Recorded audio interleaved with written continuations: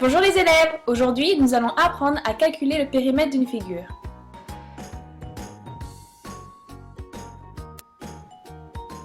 Pour le calculer, on doit additionner la longueur des côtés de la figure.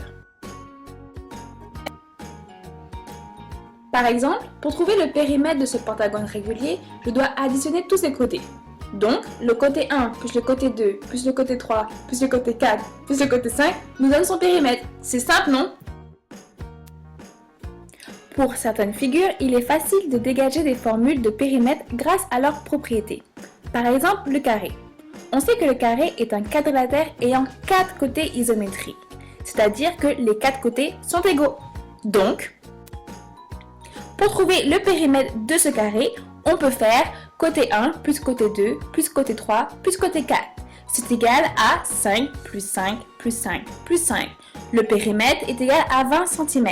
Donc, la formule du carré est P est égal à 4 fois C. Oh, quand j'y pense, cette formule peut aussi s'appliquer à une autre figure, le losange.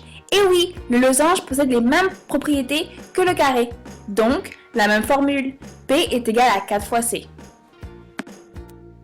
Une autre formule qui est facile de dégager est celle du rectangle.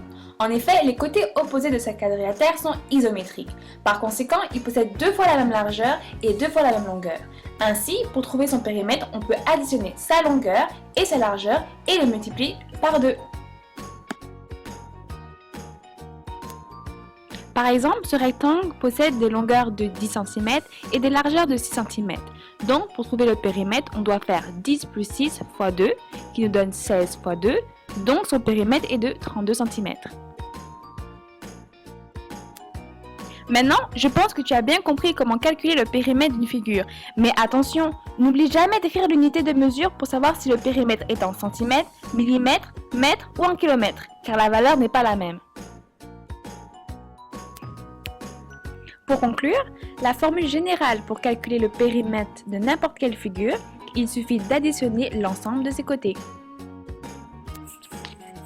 Mais n'oublie surtout pas, pour certaines figures comme le carré et le losange, on peut utiliser la formule P est égal à 4 fois C, ou sinon une autre formule pour le rectangle, P est égal à la longueur plus la largeur fois 2. C'est tout. Au revoir les élèves, la prochaine fois on apprendra comment calculer l'aire des figures.